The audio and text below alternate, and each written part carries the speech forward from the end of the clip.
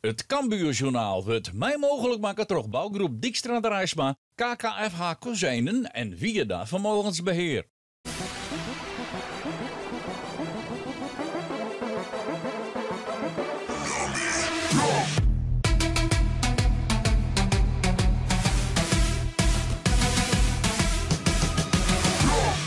Welkom bij een nieuw Cambuurjournaal. Wedstrijd 38 van de 38 in de eerste divisie. De laatste reguliere competitiewedstrijd dus. Dit Cambuur thuisspeelt in MVV. Cambuur is al wis van de nijcompetitie. Komt manje of die is al in actie. Maar dat tredde plak, dat is nog net helemaal binnen.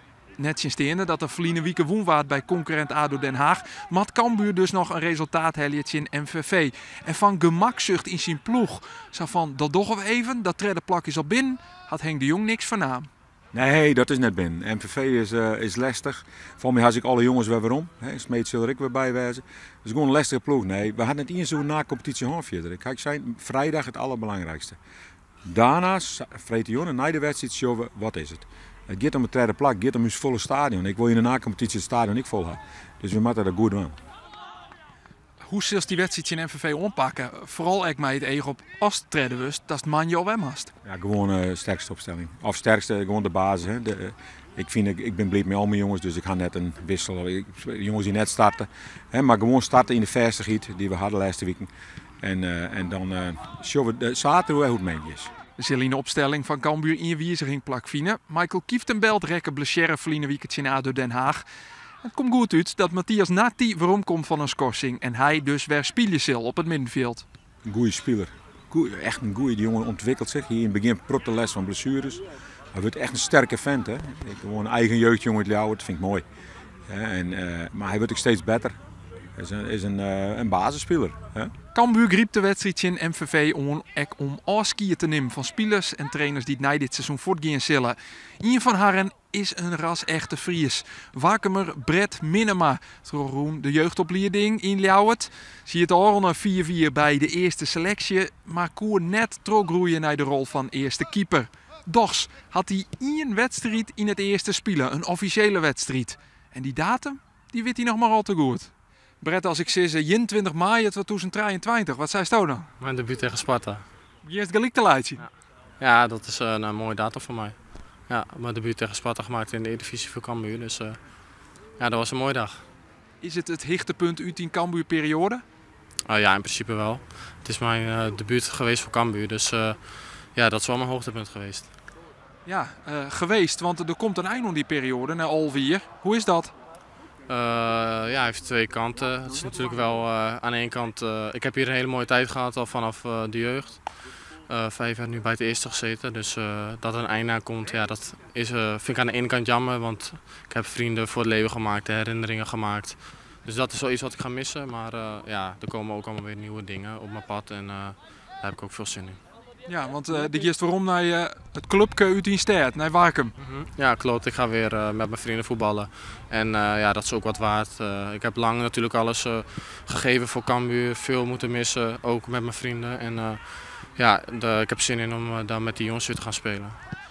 Was de eerste keeper wel bij Wakum of mag je concurreren? Nee, ik word de eerste keeper bij Wakum.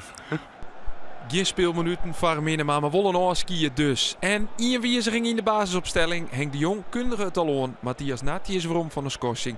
En hij vervangt Michael Kieftenbelt. Cambuur willen nog wel even wat van Maitje. Net alleen nog om dat tredde plak binnen te hellen. Maar er komt de supporters in het Kooistadion wat chantelitten. De eerste kans van de wedstrijd is voor Tony Rulke. Uit de goede voorzet van Matthias Natti. Kopt de Duitser. De bal krijgt Njonken.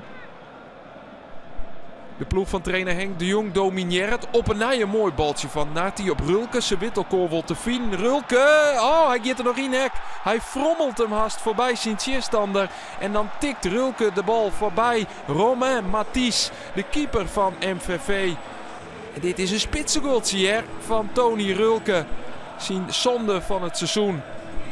Ik mij dank aan deze prachtige paas van Natti. Mijn gevoel, Joen.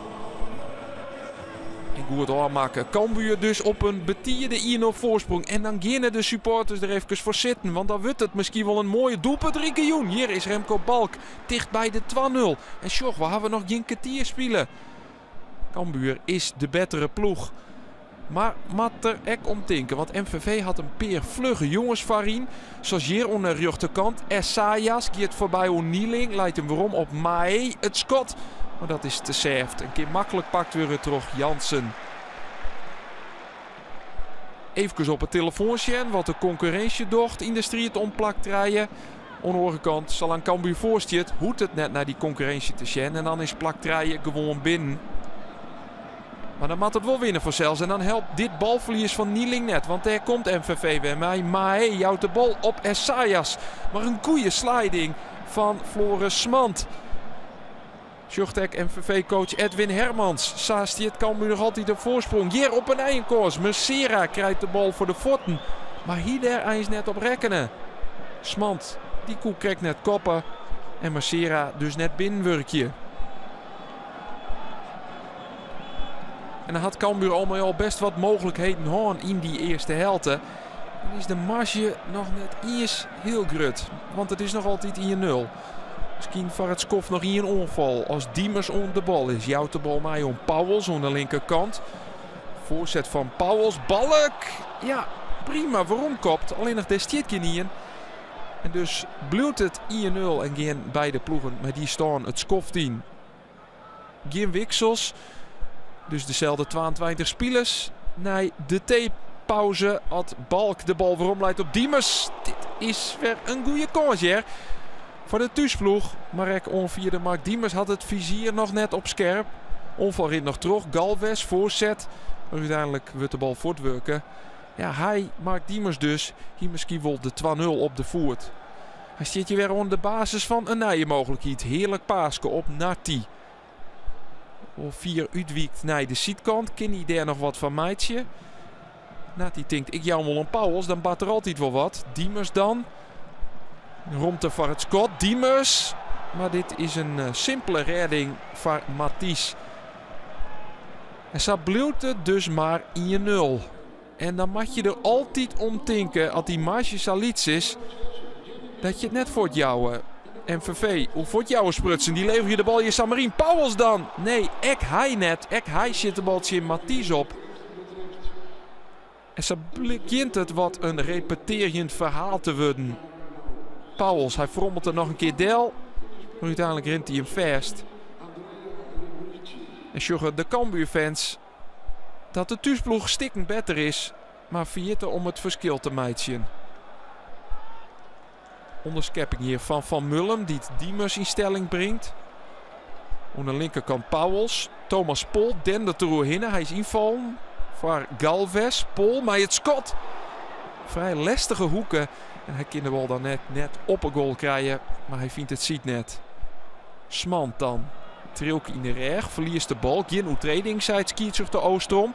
Dan moet Cambuur erom tinken. Is dit dan zo'n geval waarbij het MVV Ian Korske genoeg had? Smeets bij het schot. Die gaat maar krijgt jonken. En dan mag Cambuur van geluk spreken. Wordt het balverlies van Floris Smant net afstraft. Maar sjocht Henk de Jong nog altijd net restig daar op die wedstrijd. Want het is nog altijd maar 1-0. Cambuur weet intussen dat de concurrentie ADO Den Haag en FC Dordrecht winnen, voorsteen. Die jou dat net meer voort. En dus weet Cambuur dat het zelfs winnen moet om plaktrij hoe de streek te lopen. Een extra goal kan dan helpen. Rulke bij het schot. Maar op een ei Mathies, de doelman van MVV, die er al een heel soort bal nu te houden had. MVV dan, bij de hoekskop, misverstaan daar bij de eerste peel. Uiteindelijk het schot van Klaassen, maar die zit in het stand erop. En dan kan Cambuur counteren bij Pauwels. Dan is het gevaarlijk. Hij had Rulke bij hem, de Duitser. Goeie oorname. Nou, dan moet dit toch de 2-0 wezen. Rulke. Maar nee, op een ei vindt er de keeper Mathies. En zo blijft het bij 1-0. Loekt Cambuur de wedstrijd uiteindelijk vol oer de streek. Ik al hier het volle meer doelpunt, meidje matten. Cambuur wint en is wis van het tredde plak. Henk, Mike die lokweesken, maar het behelling van tredde plak. Ja, dat is heel knap. Want dat is hartstikke moeizaam.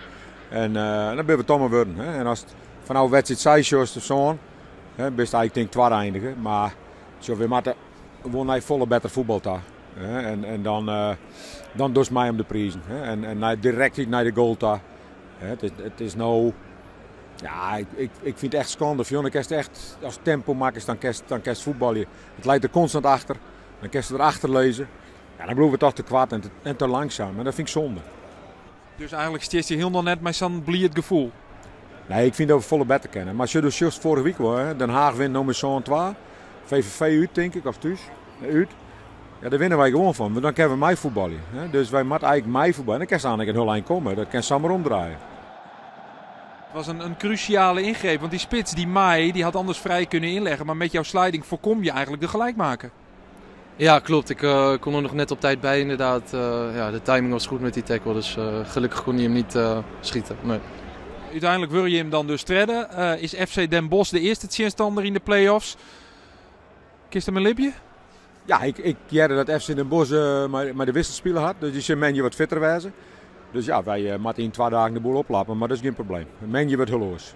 Ja, ik vind het moeilijk te zeggen of je nou favoriet bent. Omdat voor mijn gevoel kan alles gebeuren. Maar ja, Den Bosch is de nummer 9, jullie de nummer 3. Dus op papier ben je de favoriet. Ja, maar ze hebben niks voor niks zich gekwalificeerd voor de play-offs. En ik vind dat moeilijk om te zeggen of je nou favoriet bent of niet. En dat maakt ook niet uit. Ik heb gewoon veel vertrouwen in het team. En of dat nou Den Bosch is, ADO of de Graafschap, ik heb gewoon veel vertrouwen in ons. De eindstand van de eerste divisie, seizoen 2024-2024. FC Volendam, kampioen. Rom, kampioen met 82 punten. Excelsior is de nummer 2, promoveert het. En daarachter op het derde plak, Cambuur. Maar 21 punten uit 38 wedstrijden had de ploeg van trainer Henk de Jong een heel goed seizoen. Onderin is Vitesse de hikken sluiten. Maar al die minpunten Koen zijn net van dat laatste plak afkomen. Zij worden dus 20ste in de eerste divisie. Gewoon één keer dat absolute punt mijn meidje dat we promoveren. Spelers voor de krebbels, spelers zitten op de grond, spelers zijn verslaan. Voorlopig maar we constateren dat Cambuur een valse start belibbert. En het is absoluut teleurstellend. Het wachtje is nog op luchtpuntjes, maar om eerlijk te wezen heb ik ze bij Cambuur nog net voor. Want het staat ook niet, ja, dan kon het een vervelend seizoen worden. Dan ligt je het aan het kisten omdat je een keer verliezen, een paar keer verliezen, dan moet je strijden. En strijden met je nou. Zo, dit is een mooie sis. Wat een redding van Thijs Jansen. En dat is weer die geweldige keeper. En dan komt er het scoort. Wat een schitterend doelpunt is dit, Cees. Dit is scoren, dit is de punten pakken, dit is wat je graag wil. Je kroepert in de boppers te plakken hoor.